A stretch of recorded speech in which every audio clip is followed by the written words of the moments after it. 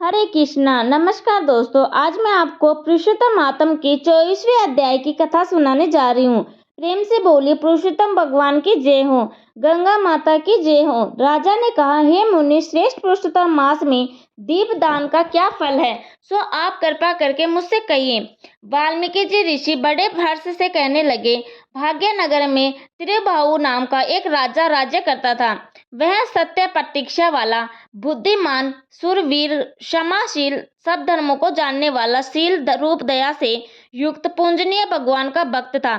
एक दिन दूर से आए हुए अगस्त मुनि को देखकर दंडवत नमस्कार कर, विधि से पूजन करके, भक्ति से आसन बिछाकर ऋषि के आगे बैठकर विनम्र से नम्रता से के साथ बोला, राजा, मेरा जन्म सफल हुआ। जो श्री कृष्ण के सेवक मेरे घर पर पधारे। फिर सिर झुकाकर राजा हाथ जोड़कर कहने लगा, महाराज, मेरे यहाँ बहुत सी लक्ष्मी और अकटक राज्य जैसी बहुत हुआ और यह पतिव्रता स्त्री जैसे प्राप्त हुई। मैंने ऐसा कौन सा अच्छा कार्य किया था, यह सब कृपया करके मुझसे कहिए। अगस्त जी राजा से कहने लगे, राजन, मैं तेरे पूर्व जन्म का चरित्र कहता हूँ। सुंदर चमत्कारिक पूर्व में मणिक नाम से तू नास्तिक दृष्टि चरित्र वाला, कर्तव्य कोठी नीति वाला था, परंतु तेरी यह सुंदर स्त्री मौन कर्म और वाणी से पति व्यवहार में प्रायण, पतिव्रता, मां भाग्यशाली, धर्म में निष्ठा रखने वाली थी। तू पाप करने वाला, जाति वाले और भाई बंधुओं से त्याग हुआ था। क्रोधी राजा ने तेरा सब उत्तम धन छीन लिया था। फिर जो कुछ बचा वह जाति के लोगों ने छीन लिया। सब धन के चले जाने पर तुमको बड़े भारी धन की इच्छा हुई और धन के नाश होने पर, अत्यंत उद्विग्न मन हो जाने पर भी इस पतिव्रता स्त्री से तेरा त्याग नहीं किया गया। हे राजन, इस प्रकार वन में तू रहता था। एक दिन मणिग्रीव धनुष उठाकर मर्ग के मांस के लिए बहुत से सिंह वर्गों से भरे हुए वन को गया। उस समय उस मनुष्य रहित वन के मार्ग में उग्रदेव के नाम से प्रसिद्ध एक मुनि दिशा भूलकर दोपहर होने से अत्यंत पीड़ित मूर्छित होकर वहां पर गिर पड़े। तब उस मार्ग के भूले हुए दुखित ब्राह्मण को देखकर तेरे मन में दया उत्पन्न हो गई और तू उनको उठाकर अपने आश्रम में ले आया। तुम दोनों स्त्री पुरुष ने उस उग्रदेव ऋषि की अत्यंत सेवा करी।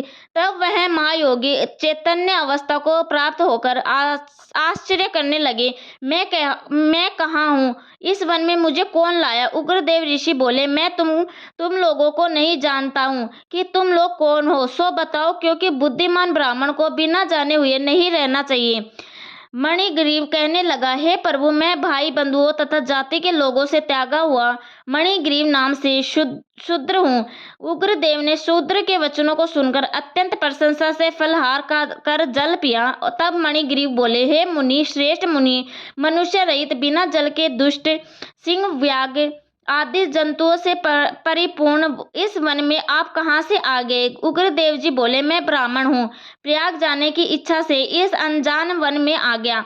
तुमने मुझको जीवन दान दिया, अतः बताओ तुमको क्या प्रदान करूं। हे मणिग्रीव, किस दुख से तुम दोनों स्त्री पुरुष ने वन का आश्रय लिया, सो मुझसे कहो, मैं तुम्हारे सब दुख दूर करने की चेष्टा करूंगा। अगस्त ऋषि के कहने लगे, इस प्रकार स्त्री के सामने उग्रदेव के वचनों को सुनकर मणिक मुनिवर की प्रार्थना कर दरिद्रता रूपी समुद्र से पार उतरने के लिए अपने अत्यंत भयंकर अनेक कर्म विलाप करके सुनाने लगा। यहीं पर अध्याय की कथा समाप्त होती है। सूत जी कहते हैं कि जो भी श्रद्धालु अधिक मास के इन दिव्य अध्याय का श्रद्धा, भक्ति और निर्मल भाव से श्रवण करता है, उस पर भगवान श्री हरि की विशेष कृपा होती है। तुलसी दान, जप, व्रत और कथा का श्रवण पुण्य से भक्त के समस्त मनोरथ पूर्ण होते हैं तथा अंतिम समय में भगवान में पुरुषोत्तम अपने धाम में स्थान प्रदान करते हैं।